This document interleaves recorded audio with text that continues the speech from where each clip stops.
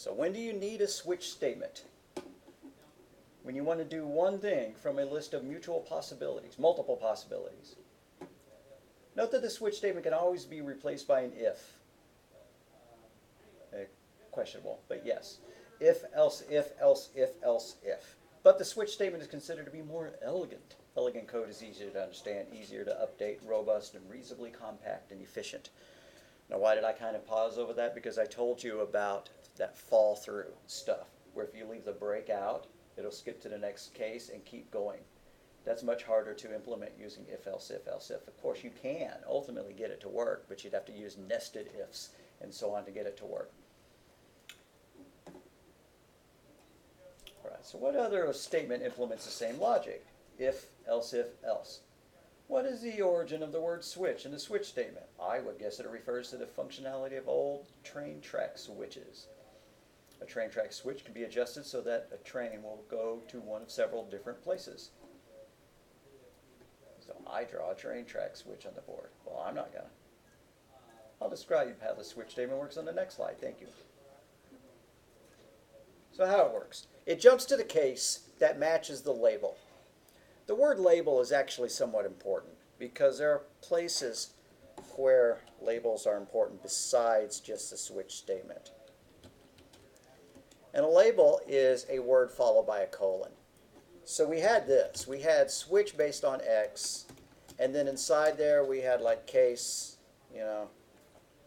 1 colon, and then we did something, whatever that something was, and then we broke,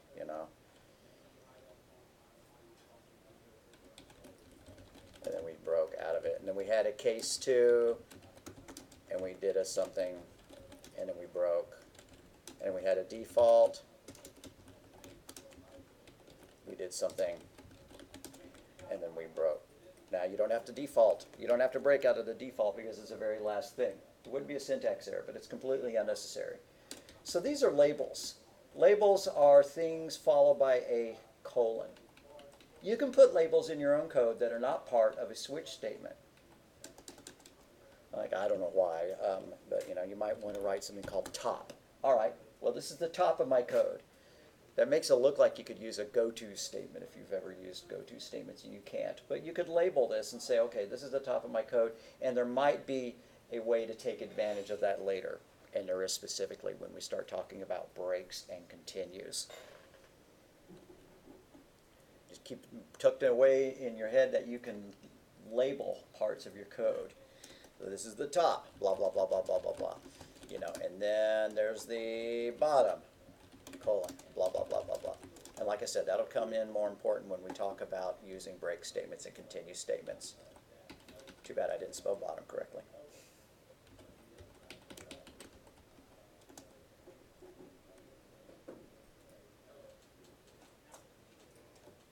So you don't have to put curly braces in the individual steps. You'll get syntax errors in some certain cases if you do not. And what do I mean by that? What if I wanted to do something like this? Int I is equal to x times 10, and then print I, right? And then down here for case 2, I wanted to do something else. Int I is equal to x times, 20, whatever. And then for the default, I wanted to do a third thing involving that variable. Int I is equal to 30 plus, whatever, right? This would be a syntax error. It would not compile. It would say that we were redeclaring the I variable. It looks like it's in its own block of code. And since Python detects blocks of code based on indentation, then that would be fine for Python. But it's not in this language. This language, the levels of indentation, the levels of code blocks are defined purely by the curly braces. So if you wanted to do that, you'd have two choices. One is you could use curly braces like this. You could use a curly brace at the begin and end of each case, like that. And whether you wanted to put the thing before or after the break, that would be a personal style choice. I would rather put it after it so that it'll look like that myself. You could do that. That's one way of doing it. If you have to declare variables within your switches, within your cases, you might want to put them inside braces like that. The other thing you could do is you could just declare it beforehand, right? I could go up here, declare I, right? And then I would not have to declare each and every time inside here. So one or the other would do. If you're declaring variables in them, then you're going to want to use braces. Otherwise, the braces are considered superfluous. You know, just extra syntax. I like putting them there, honestly. But they do take up more space, right? Each one is an additional line unless you do that. So in this language, the controlling expression needs to be either an int, a character, or a string. That's different than C++, which does not allow you to use a string as your switch. So in this case here, x would have to either be an int or a character, which we've already figured out that a character is just another form of an int, right? Unicode value. And or it could be a string. That's something that other languages don't let you do, but you could do something like this, you know, switch on my name. And if the case was Bob, you know, then do something special for Bob, right? Whatever. Will work for this language. So the switch expression has to be an int, a char, or a string. In other words, it can't be a floating point type. That's really what it's boiling down to.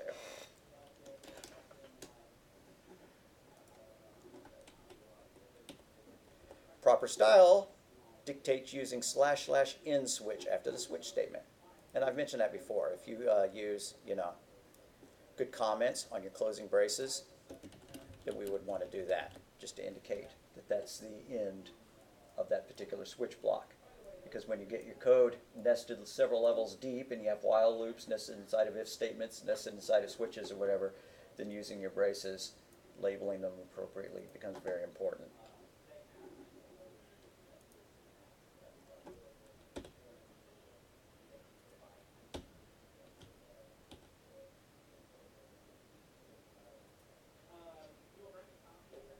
Let me see if I have something queued up that I think I do.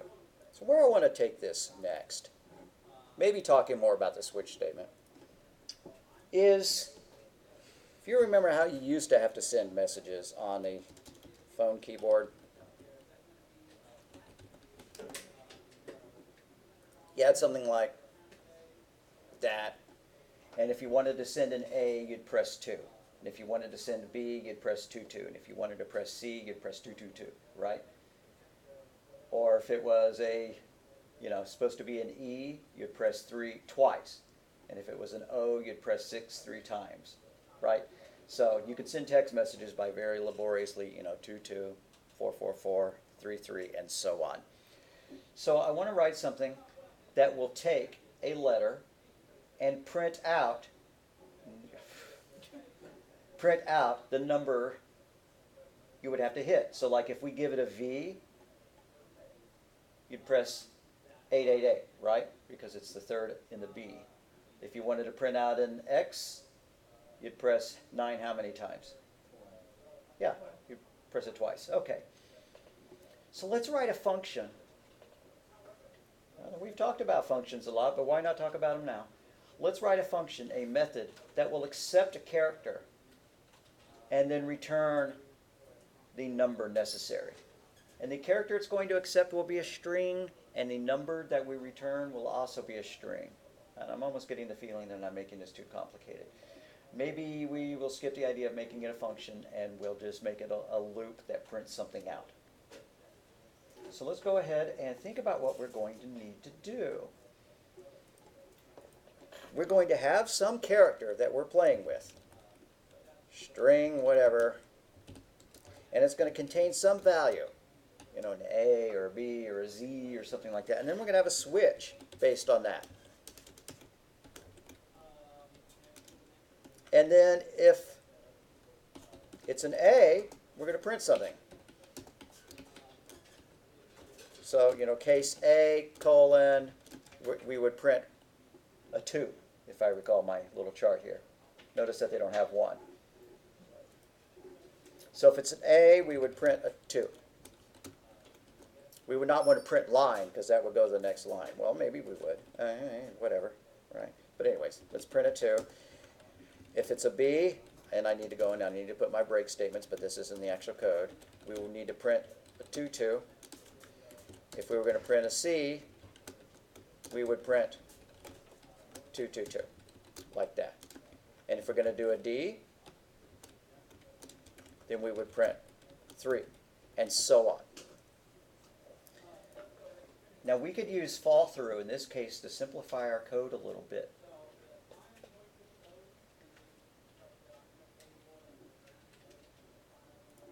And I'll show you what I mean. I am going to put breaks here in the correct places, but then the next set I'm going to do without breaks, and I'll show you why. If it's an F, we're going to print a 3. If it's an E, we're going to print a 3. And then if it's a D, we're going to print a 3 and then break. So maybe you see what it's going to do, right? This doesn't take advantage of fall through, so if it's supposed to be a B, we just have to flat out print 2 2s. That's our only choice. And if it's a C, we print out 2 2 2. But here we can take advantage of fall through, because what are we supposed to print if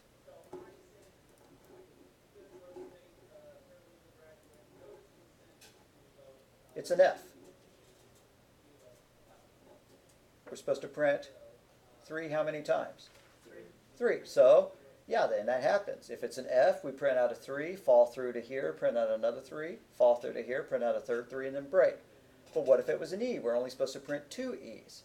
Okay, well, it skips to here, it prints out a 3, it falls through, it prints that one, and then it breaks. And what if it was a, whoopsie, what if it was a D? We're only supposed to print 1 3, so it would skip down here and do that. So we really have 2 ways of handling this. These had better not be printed with print line, right? These had better just be print statements rather than print line if we were going to do something like this. I kind of like that. I kind of like the way it's set up there. And I'm thinking about making our code take advantage of something like that. Specifically, I think I'm going to make an output string, and then each time we find a number that we want added to the output string, we're going to add it to it. So instead of just print, it's going to be something like this. Output plus equals, quote 3. Something like that. We're going to append a 3 to our string. And we would do that for each one of these. Rather than print it, we're going to add it to it. Right? So we're going to have some string that we're building. And then when we're done with it, we'll be able to print it out. And it'll say 3 or 3 3 or 3 3 3. And why am I thinking of that rather than putting all the prints in here? Because, you know, a text message doesn't usually just include one letter, right? It's usually a whole string of words. So it might be neat to write it where it would calculate the entire output string for an entire sentence, right? But we're not going to go that far yet. Getting it to do this much first will be enough. So let's go ahead and load up NetBeans, and we're going to write a little program that asks for a letter, and we're going to use that letter, and we're going to turn it into the numbers appropriate.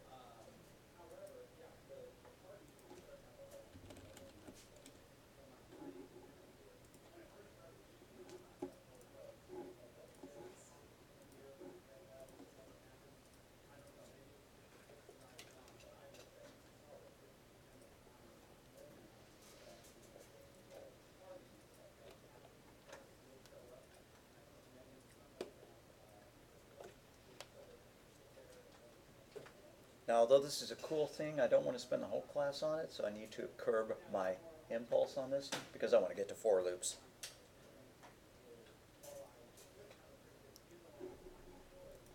So I'm going to make a new project, call it Project I.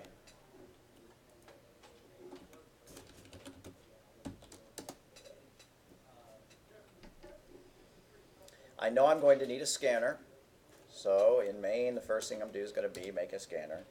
Scanner in equals new scanner parentheses system.in. And I'm going to let NetBeans add the import java.util.scanner for me.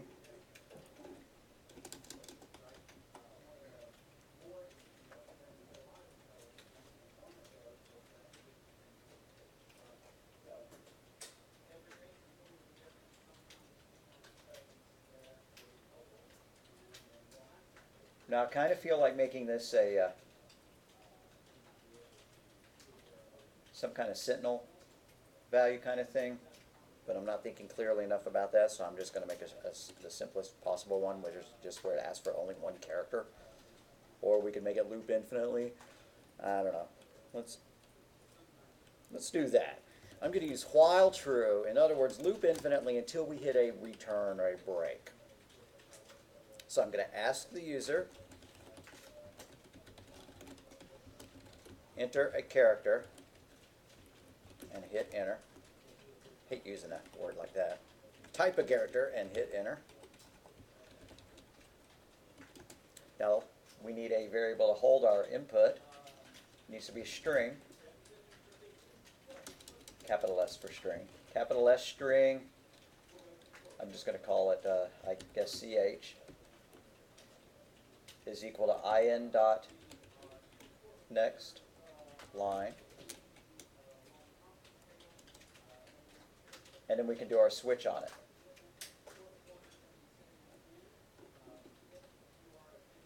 But I don't have my output string created yet. And I didn't tell them that they could type quit in order to exit. So this is just going to run forever. It's really badly programmed, right? I'm not going to actually put in the sentinel value. I'm not being clever enough. Maybe if they type nothing in and they hit enter, then if the length of the string is 0, then we could break out of it.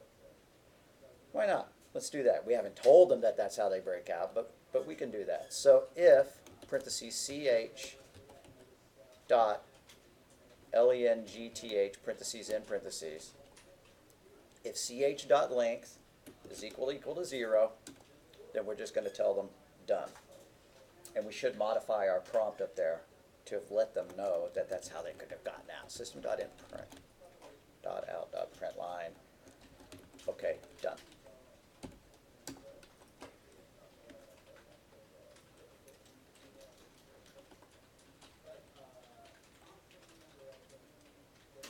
And we ought to break at that point. So I'm going to need a curly brace there because I'm actually putting more than one line of code subordinate to the if statement. So print out OK done, and then print, and then do a break.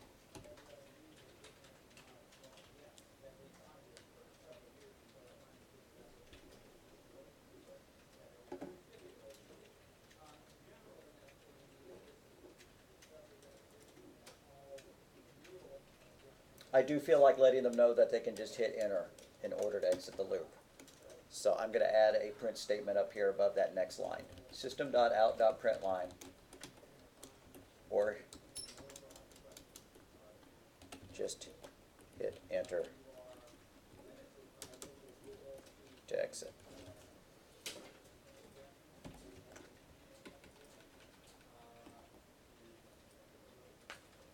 All right, so now we have our character. Let's do a switch.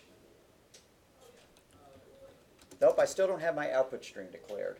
So I'm going to make an output string. String, I'm going to call it output, clever name. String space output, and string needed to be in caps, is equal to beginning quote, end quote.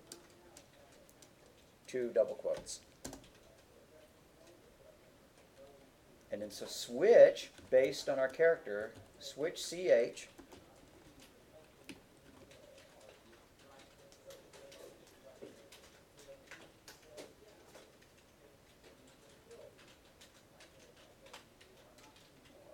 I'm making a, coming to the realization that I wish I'd chosen a different name, a different thing. Let's do this. Let's declare a character to store the value that we want to extract. Leave it all alone. Okay, so switch ch, and in case capital C colon, case lowercase c colon, because we want to let them type in either thing. And in that case, print a 2. Or add that to our output. Output plus equals quote 2. There seems to be some syntax error here. incompatible types. Oh, these needed to be double quotes. Sorry about that, because it's a string. That's what I was waffling about, making it a...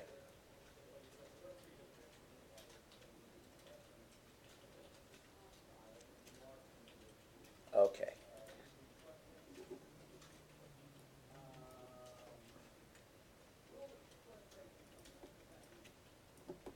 Like that. So case double quote C, colon, case lower case C, colon, output plus equals 2. And then do the same for B. Heck, I'm just going to copy those two things and replace the C's with B's, and then replace the C's with A's.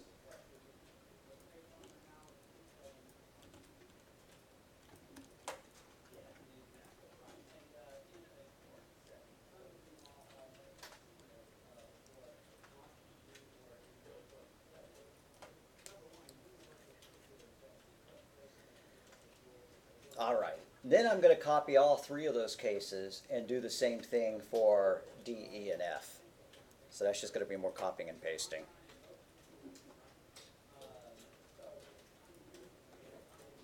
But there needs to be a break at this one. I almost forgot to put the break. So we have to put a break there. All right, now I can copy those 7 lines of code, paste them, and make them say D, E, and F, or F, D, and E, to add 3s.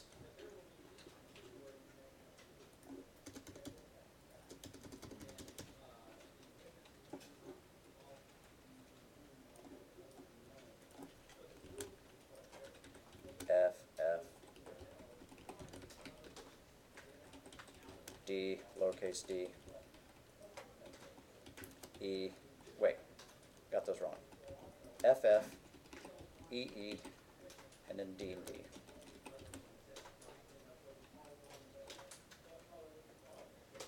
Then there needs to be another break underneath that. And then we're going to add a default case. Default colon, output plus equals. How about just a question mark? We don't know yet.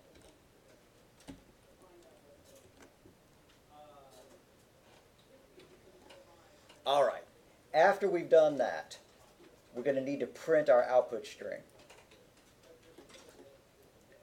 So after, well, I'm going to put a comment here, and then I'm going to slow down in a minute. I'm going to make sure I'm not typing too quickly.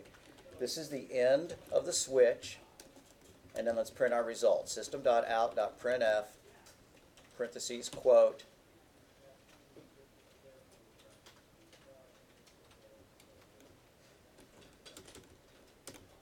you need to type, I'm going to use a single apostrophe there, followed by a %s, and then another single apostrophe, and then a \n before the end of the quote, and then output.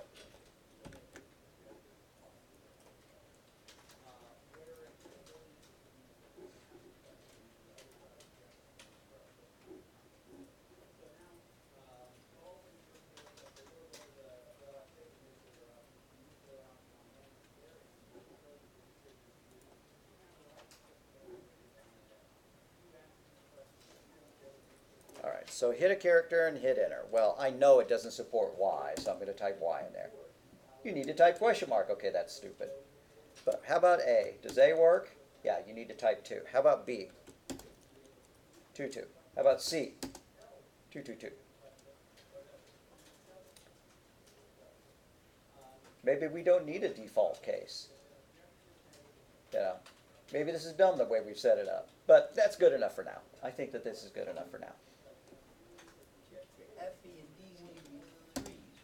Yes, they do. I got these wrong, right? These are all 2s, so these should be 3s. That's what happens to me when I copy and paste. Okay, so F, E, and D need to output 3s rather than 2s.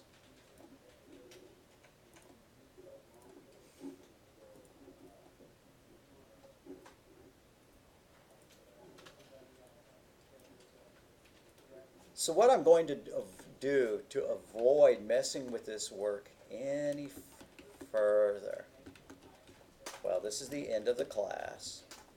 This is the end of main. This is the end of something. That's the end of the while loop. Is I'm going to add another method. And then I'm going to add all of my code to that. Just so that I can leave this chunk, you know, this is good code here. Our main method is good and I don't want to spoil it too much. So I'm going to come up here and add a different method. Public static void main2, and I'm not going to put any arguments in. So I'm going to leave off the stuff between the question marks. Excuse me, the parentheses. And then the very first thing that main does is just going to be to call main2. Like that. That way I can stick all the rest of today's lecture code in that function, not mess up this nice pretty function. And I'm calling them functions, and I'm being bad, because this language does not support functions, it supports only methods. And what is a method? A method is a function that's part of a class. Small distinction, but some languages support both. So this function here, there I did it again, this method here is a member of the same class as this one. At a certain point really soon I'm going to have to talk about what the static keyword means. For now, just accept it on faith that if you're going to call any other method inside the same class that your main method is in, those other methods need to be declared static as well. I may even add that as a comment. If you are going to call a method from another static method, such as main, that method needs to be static as well.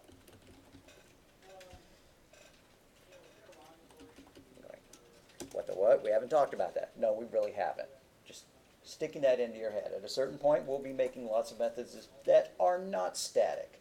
But that's when we go and we create our own custom classes and not just adding stuff to the class with the main method.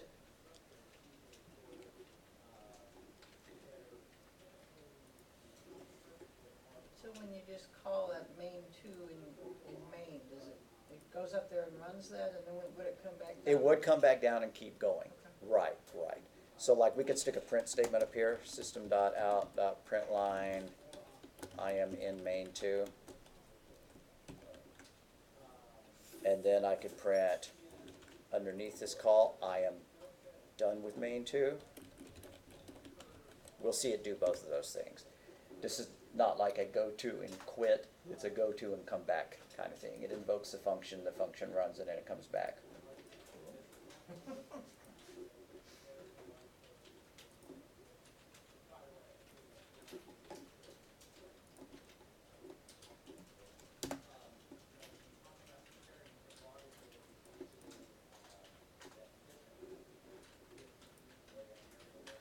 Okay, so the author's example of a switch statement is to figure out where something is based on its zip code. And where something is based on the first digit of the zip code, apparently. And if the zip code begins with a 0, 1, 2, or 3, it's on the East Coast. If it's a 4, 5, or 6, it's in the Central Plains. If it's a 7, it's in the South. Now, why in the world is one digit adequate to hold all the zip codes in the South? I don't know. And then 8 or 9 is in the West. So yeah, what's our zip code? 73130 or 73110? That, sure enough, according to this, we are in the South. So what this would do, what this program is going to do, is it's going to extract the first digit of a zip code, the first letter of the zip code, and then have a switch based on that. And so it says enter a zip code, and then it stores it into a variable called zip using next line, and then it does a switch, but it did switch.char@ parentheses 0. It converted it to a character, and not only that, it only took the first character, because you know zip code's either going to be 5 or 9 digits long, right? So I was kind of waffling between making our thing support strings and support characters. I went with strings.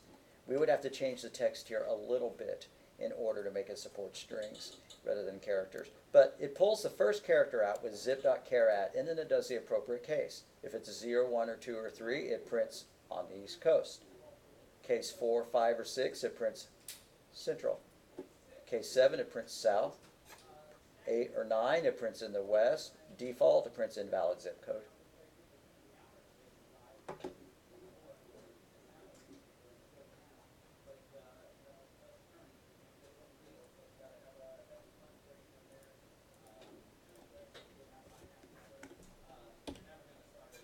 So while loops.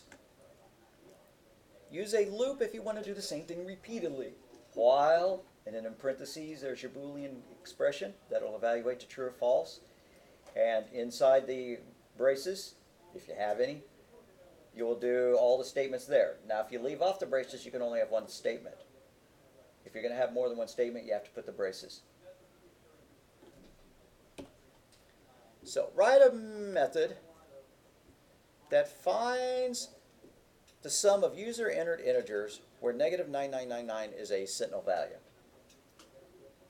This uses what's known as a priming read, which is where you ask the user for some input, you process it, and then you turn around and you ask for it again. So, enter an integer, or negative 9999 quit. X is equal to standard dot next int. While that's not equal to our sentinel value, get our sum, and ask them again, and then do the next int. And I would like for us to do this example, but then I would also like us to do it with a break.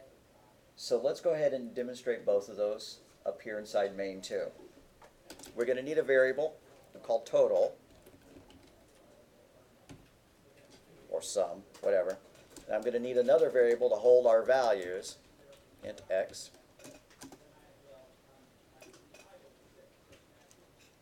So then, system.out.println, enter a number to add, or negative 99 to quit.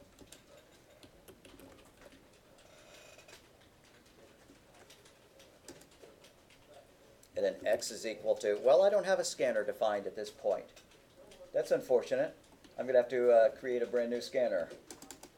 I could write that other scanner in such a way that it encompasses both of these methods, but I'm not going to. So scanner sc is equal to new scanner parentheses system.in.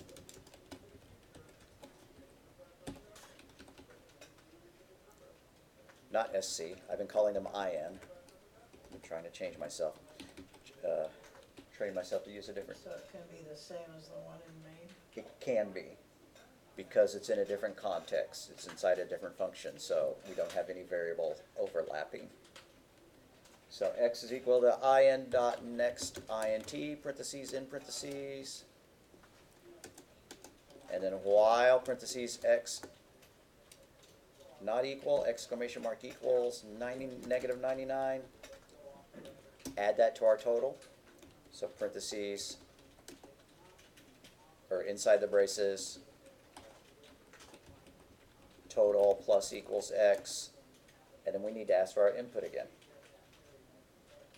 Oh, does anybody see my mistake? It's underlining total.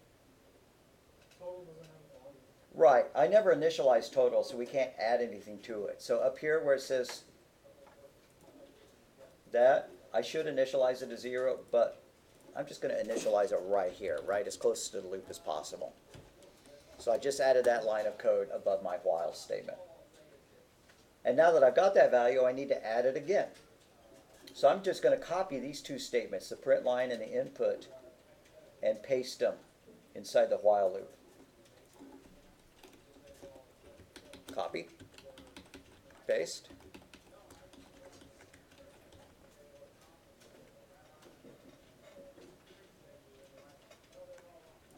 And then when that's done, I'm going to print out the total.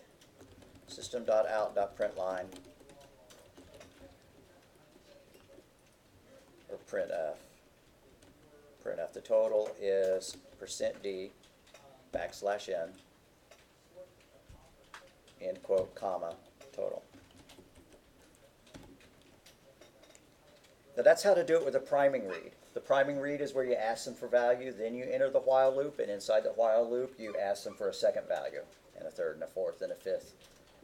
If you use a while true with a break, you can avoid having those duplicate statements, which is my preference.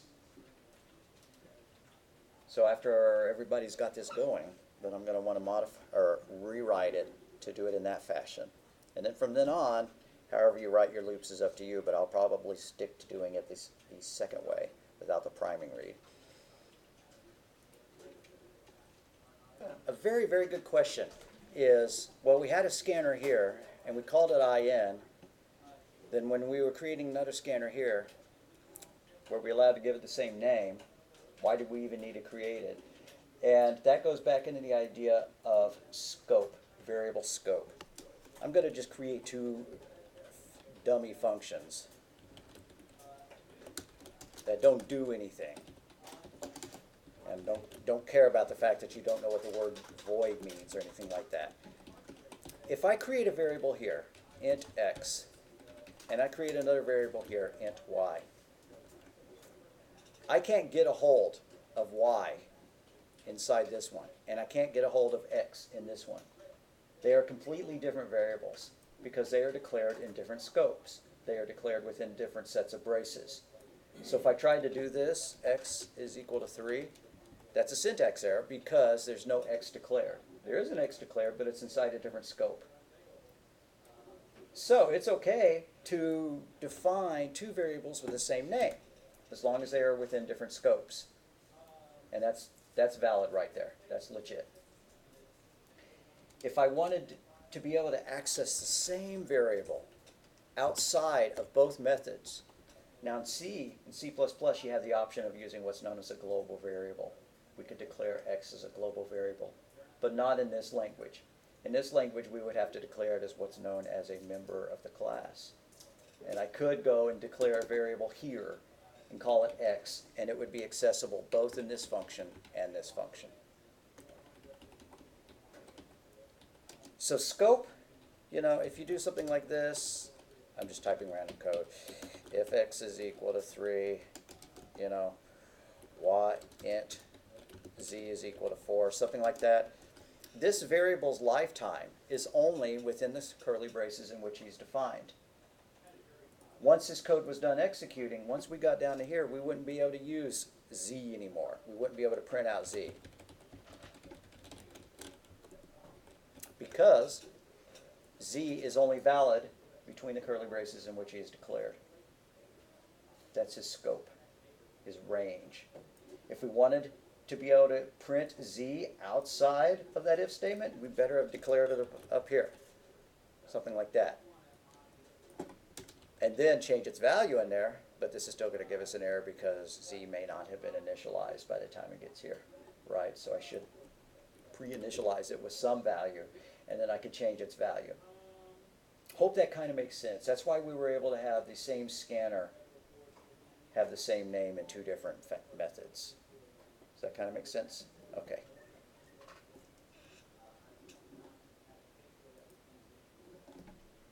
Oh, I promised we were going to do the same thing without a priming read. The priming read is when you ask for input like this, and then you enter your loop and you ask it again. It's like the first push of the pump to start the water flowing. And I personally detest it because it means that we've copied and pasted. We've got duplicate code. We have input code here and here. And if there was going to be any more sophisticated validation of that, right, then we would have to put that validation both there and there. So here's how I would prefer to do it. And the books don't show doing it like this. So I'm going to reset our total equal to 0. And then it's going to say while true. In other words, run until we hit a break or a return.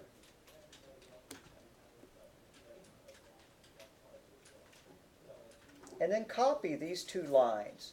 The system.out.println, enter a number, and then the x is equal to in.nextInt. Copy those and paste them in the braces in this while true down here.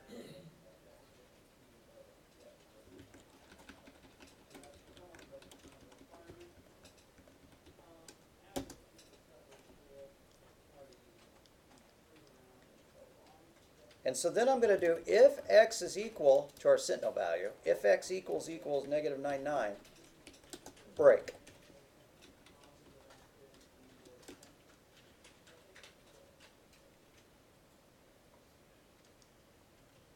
Otherwise, I'm going to add it to the total. Total plus equals x.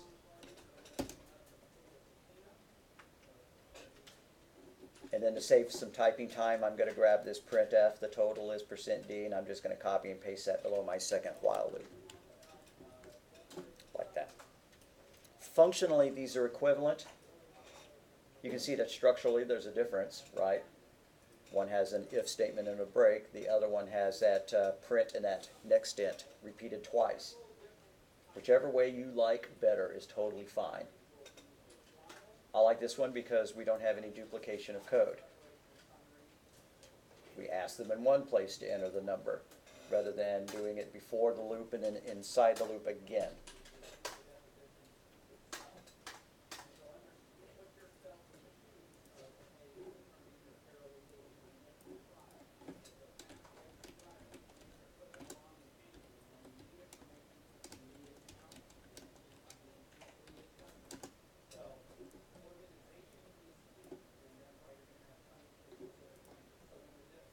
So we've done counting loops, have we not?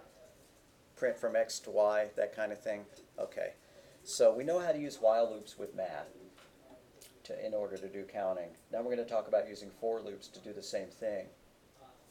Does anybody need to stare at this any longer, or they want to type? I don't hear any keystrokes, so I'm going to assume that it's all working, or that you weren't working. Okay, so anyways, your code could look like this. Int I is equal to 0, while I is less than 10. Print I plus plus. Right? So we have three parts of this code. We have an initialization step, we have a comparison, and we have an update. And we have a fourth part, which is the actual body of the loop right there. Not body. I was thinking body ahead of time, sorry. We have the update right there. There's a more concise syntax that would look like this. For, parentheses, int I equals 0, I is less than 10, I plus plus, into parentheses, print I, like that. These two lines, these two chunks of code do the same thing. They count from 0 to 9. The for provides in its header all three of these things, the init, the comparison, and the update. We initialize our counter, we have our comparison, and we have our update. So it's just a more concise way of writing it. There's really no logic that you can implement with a for loop that you can't implement with a while loop. And probably the reverse is true as well.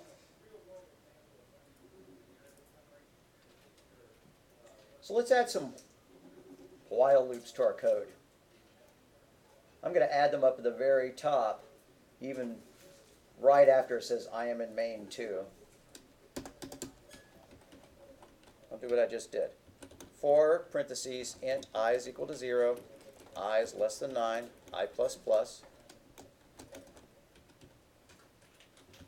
system.out.println, or how about printf, parentheses, quote, I equals %d \n.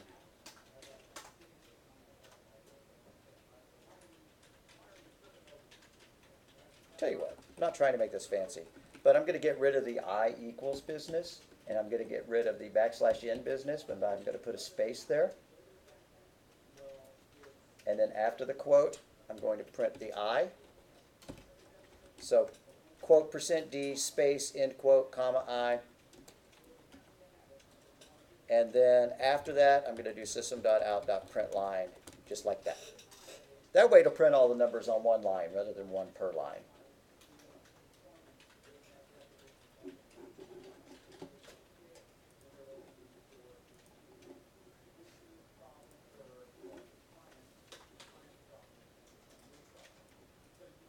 So we print it out, 0, 1, 2, 3, 4, 5, 6, 7, 8, because I told it to go less than 9. If I wanted it to go all the way up to 9, I could make two changes. Which would I do?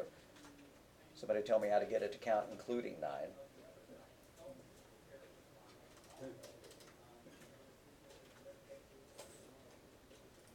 I would need to change my for loop, and if I wanted it to also include 9 in its output, what change would I make? I'm asking y'all. You would have, what was the question? It's stopping at 8. If I wanted to get to 9, what do I change? Less than to less than or equal to. Yep, if I made that less than or equal to, then that would do it. Or I could make it less than 10. Either one would work.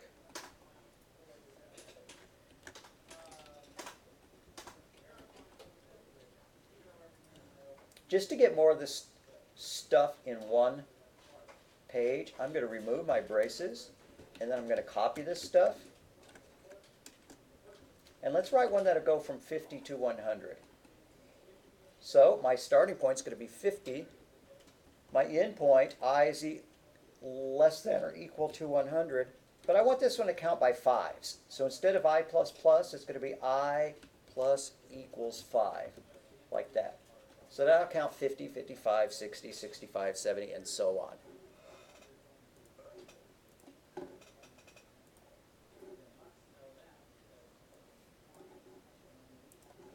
And it did. 50, 55, 60, 65, and so on, all the way out.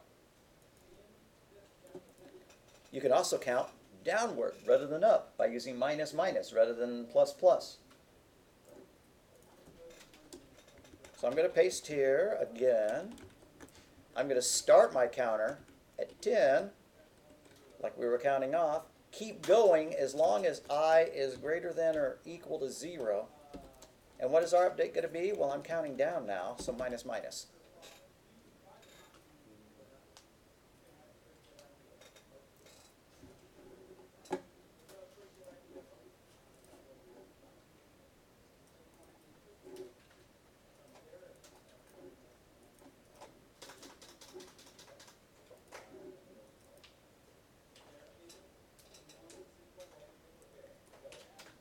Okay, so the homework, maybe I'll skip doing anything over the text messaging.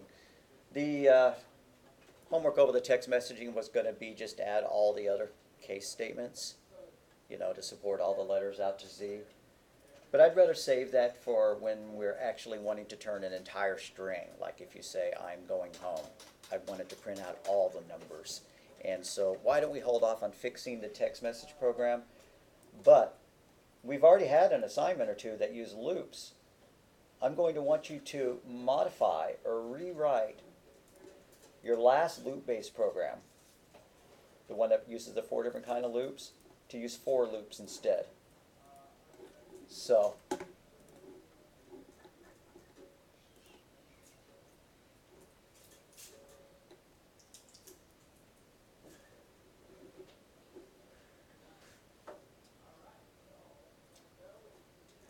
oh, I'm in the wrong year. That's why that's looking a little bit odd. Alrighty.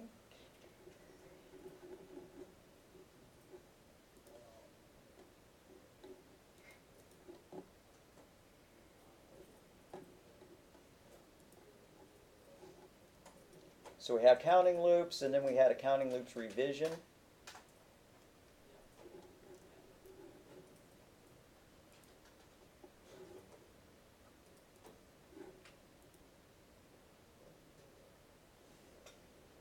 And so assignment 4, or assignment whatever this is, like 9, something like that.